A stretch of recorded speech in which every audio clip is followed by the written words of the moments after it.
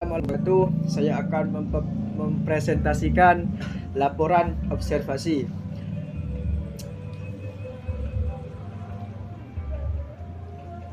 Pendahuluan, latar belakang. Lontong adalah makanan tradisional Indonesia berbahan beras yang dibungkus daun pisang dan direbus. Dalam konteks mata kuliah P3, kajian terhadap proses produksi lontong skala industri rumahan sangat relevan untuk memahami manajemen produksi pangan tradisional. Industri lontong rumahan atau home industry merupakan bagian penting dari UMKM pangan Indonesia. Proses yang masih manual memberikan peluang analisis mendalam terhadap efisien, produktivitas, dan sanitasi. Tujuannya observasi itu: 1. Mengidentifikasi tahapan proses produksi lontong. 2. Mengamati jenis dan penggunaan bahan baku. 3. Menganalisis alat dan teknologi produksi. Mengevaluasi kondisi sanitasi dan infrastruktur. Terus yang nomor 5, mengkaji aspek P3 yang diterapkan.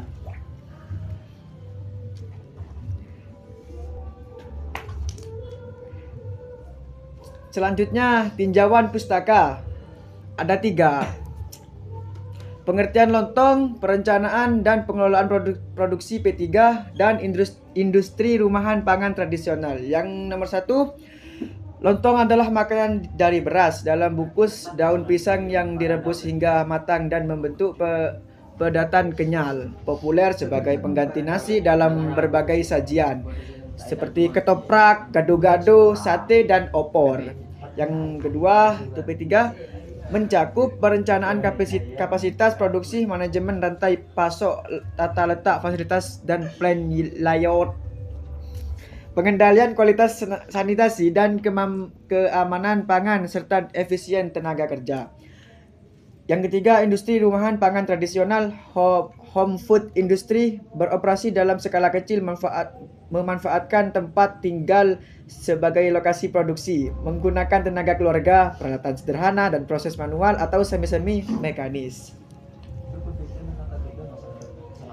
Yaitu selanjutnya metode observasi. Ada 3. 1. Observasi langsung. Pengamatan langsung terhadap proses produksi lontong dari persiapan bahan baku hingga pembungkusan. Yang nomor 2, dokumentasi fotografi. Pengambilan foto pada setiap tahapan proses produksi untuk mendukung data observasi. Yang nomor 3 yaitu wawancara informal. Percakapan dengan pekerja atau pemilik usaha untuk menggali informasi tambahan terkait proses produksi. Ini instrumen observasi. 1. Lembar observasi terstruktur. 3. Kamera atau smartphone untuk dokumentasi. Yang nomor 3, panduan wawancara semi terstruktur berbasis aspek P3. Oke, baik, kita lanjut. Pada gambar ini, pada sisi ini adalah gambar dokumentasi, yaitu pemotongan perapian daun pisang. Tahap persiapan bahan pembungkus, pemotongan daun pisang menggunakan gunting bergenggam merah. Pekerja memotong ujung daun pisang yang tidak tergulung menjadi bentuk silinder agar rapi dan siap diisi beras. Ketepatan ukuran dan kerapian potongan mempengaruhi bentuk akhir lontong. Lanjut. Untuk gambar kedua, kondisi drainase area produksi. Saluran drainase berfungsi sebagai sistem pembuangan air limbah dari proses pencucian bahan baku maupun air sisa produksi. Kondisi drainase yang baik merupakan indikator sanitasi lingkungan produksi, aspek penting dalam pengelolaan rumah produksi pangan. Tahapan proses produksi, yaitu penyiapan daun pisang, pembentukan cetakan, pengisian beras, penutupan dan pengikatan, dan perebusan 3-4 jam. Seluruh proses dilakukan secara manual menggunakan keterampilan tradisional pekerja berpengalaman. Lanjut. Ringkasan temuan observasi. Aspek 1. Bahan baku utama beras, padi yang telah digiling. 2. Bahan pembungkus daun pisang segar dibentuk silinder. 3. Proses pembungkusan manual digulung tangan diisi beras. 4. Alat produksi gunting dan tampah atau nyiru bambu. 5. Tenaga kerja, manual keterampilan tradisional, infrastruktur, saluran drainase atau got di area produksi. Skala produksi, industri rumahan atau home industry kecil menengah.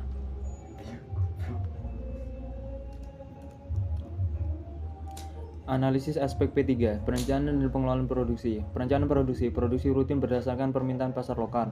Kuantitas ditentukan dari pengalaman, bukan sistem peramalan terstruktur. Pengelolaan bahan baku, beras dan daun pisang disiapkan sebelum produksi, penyimpanan sederhana. Standarisasi kualitas belum diterapkan formal. Gak kerja sepenuhnya manual dengan keterampilan tradisional, pembagian tugas informasi, potensi peningkatan melalui pelatihan tenaga standar kerja, pengelolaan bahan baku, sanitasi dan lingkungan. Drainase ada sebagai indikator perhatian kebersihan. Namun sanitasi perlu diperhatikan lebih serius untuk produk pangan konsumsi langsung. Lalu kita masuk pada kesimpulan dan saran. Kesimpulan, proses produksi bersifat tradisional dan manual, dari persiapan daun pisang hingga perebusan. Bahan baku, beras dan daun pisang segar, alat gunting dan tanpa bambu. Aspek P3 masih perlu ditingkatkan. Standarisasi proses perencanaan berbasis data dan sanitasi berkontribusi terhadap penyerapan tenaga kerja lokal dan pelestarian kuliner Indonesia. Saran, penerapan SOP untuk setiap tahapan produksi, sistem pencatatan produksi terstruktur, perbaikan fasilitas sanitasi sesuai standar BPOM, alat bantu produksi yang lebih ergonomis, pelatihan CPPB atau cara produksi pangan yang baik. Selanjutnya akan dilanjutkan oleh rekan saya. Lanjut. Saya akan melanjutkan dan saya akan menjelaskan tentang forecasting moving average, yang mana di sini N-nya sama dengan 3. Nah, jadi di sini kita mencantumkan forecasting karena ini perhitungan wajib dalam penerapan P3. Nah, rumus dari forecasting ini sendiri ialah F dalam kurung T sama dengan D dalam kurung T min 1 ditambah D dalam kurung T min 2 ditambah D dalam kurung T min 3 dibagi 3. Nah, di forecasting Januari di tahun berikutnya itu penjualannya sebesar 3.567 piece.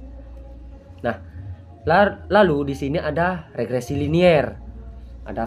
Ada forecasting moving average, ada regresi linier. Untuk regresi linier itu rumusnya menggunakan Y sama dengan A sama dengan BX. Menjadi Y sama dengan 4.508 ditambah minus 87,1 dikali X. Nah, untuk forecasting bulan ke-13 itu menunjukkan penjualannya sebanyak 3.376 piece. Lalu kita lanjut ke dalam agregat planning, yaitu perencanaan agregat. Di sini ada kapasitas reguler sebanyak 4.000 piece per bulannya. Lalu ada lembur maksimal itu menghasilkan 1.500 piece. Nah, untuk subkontrak maksimal itu ada 2.000 piece. Biaya regulernya sebesar 2.000. Lembur sama dengan 3.000. Untuk subkontrak itu sama dengan 4.000 per piece. Nah, jadi setelah ini ada yang namanya disaggregate planning, yang mana disaggregate planning ini akan disampaikan oleh rekan saya. Mungkin dari saya itu saja, mungkin bisa dilanjutkan oleh rekan saya. Sekian. Ialah disaggregate planning atau perencanaan disagregat. Asumsi satu pekerja sama dengan 200 pieces per hari.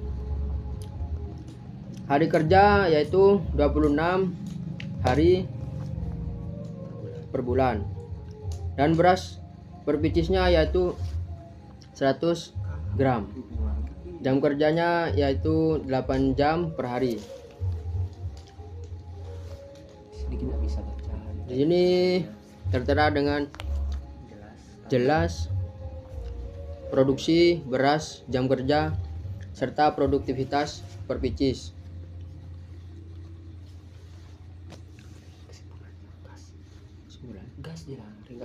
Ringkasan analisis perencanaan produksi.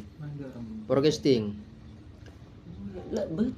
Moving average dalam kurung N sama dengan 3. Forecast Januari yaitu 3.567 pieces. Regresi linier forecast per bulan yaitu bulan sampai bulan 13 yaitu 3.376 pieces.